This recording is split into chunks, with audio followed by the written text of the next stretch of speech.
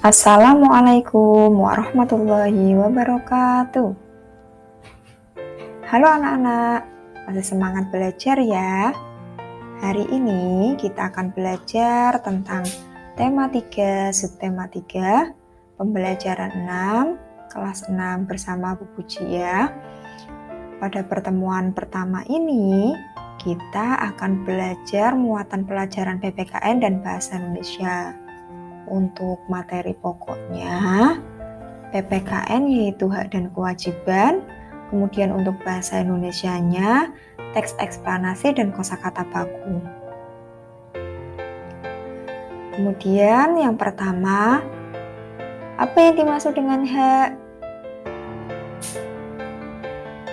Hak adalah sesuatu yang harus diperoleh setiap orang sejak lahir.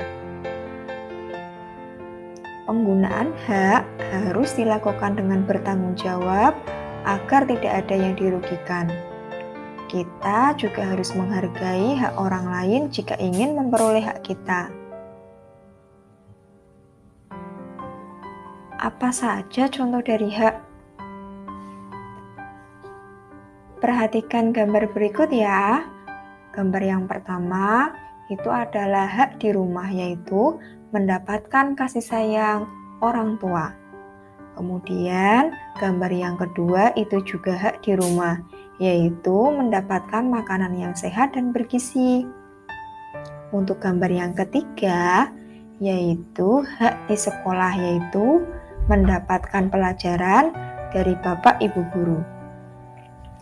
Nah, berikut beberapa contoh hak di rumah. Yang pertama, memperoleh makan makanan yang bergizi. Yang kedua, memperoleh kasih sayang orang tua. Yang ketiga, nyaman saat belajar di rumah. Untuk hak di sekolah, contohnya yaitu memperoleh pengajaran dari guru. Yang kedua yaitu bermain saat jam istirahat.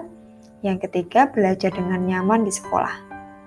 Hak di masyarakat, yang pertama bermain di lingkungan yang bersih. Yang kedua, ikut serta dalam kerja bakti. Yang ketiga, memperoleh rasa aman saat bermain. Apa yang dimaksud dengan kewajiban? Kewajiban adalah sesuatu yang harus dilakukan dengan penuh tanggung jawab. Jika kewajiban tidak dilaksanakan secara bertanggung jawab, dapat berdampak pada hak orang lain. Kemudian, apa saja sih contoh dari kewajiban? Perhatikan gambar berikut ya. Gambar yang pertama itu adalah kewajiban kita, yaitu ikut kerja bakti. Kemudian gambar yang kedua yaitu piket kelas. Yang ketiga itu adalah kewajiban kita untuk membuang sampah pada tempatnya. Nah, berikut contoh kewajiban-kewajiban yang dilakukan di rumah ya. Yang pertama yaitu mematikan televisi setelah selesai menonton. Kemudian merapikan tempat tidur setelah bangun. Yang ketiga, merapikan mainan setelah bermain. Yang keempat, menghormati orang tua. Yang kelima yaitu menjaga kebersihan rumah. Untuk contoh kewajiban di sekolah, yang pertama yaitu membaca buku di perpustakaan dengan tenang. Kemudian yang kedua yaitu memperhatikan guru yang sedang mengajar. Yang ketiga, melaksanakan piket kelas. Yang keempat yaitu menjaga kebersihan sekolah. Yang kelima, datang tepat waktu. Untuk kewajiban yang harus kita lakukan di masyarakat, contohnya yang pertama, ikut kerja bakti membersihkan lingkungan. Yang kedua, menjaga fasilitas umum. Yang ketiga, membuang sampah di tempat sampah. Yang keempat, tidak menginjak-injak rumput di taman.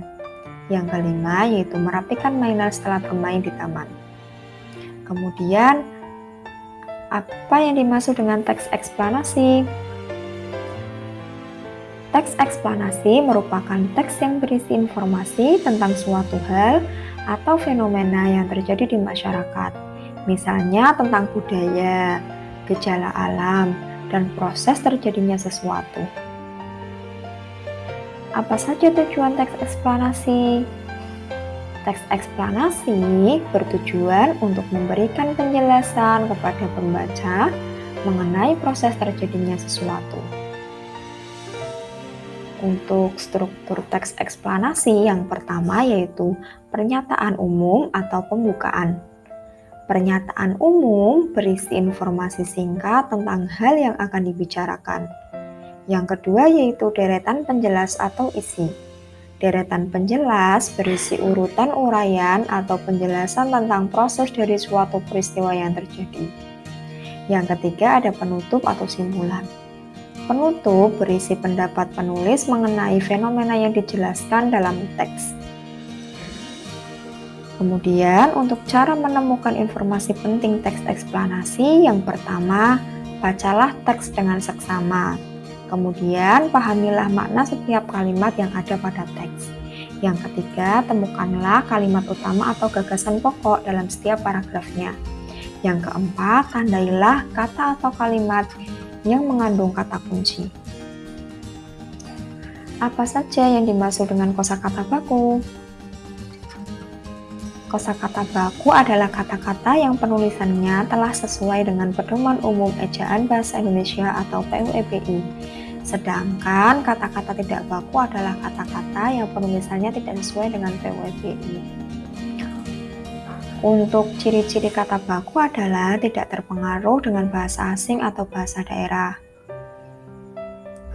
Digunakan juga untuk percakapan formal. Kemudian di sini ada contoh kata baku dan kata tidak baku.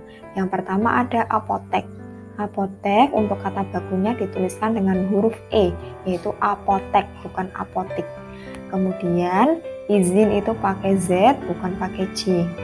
Kemudian khasiat pakai KH, bukan khasiat ya.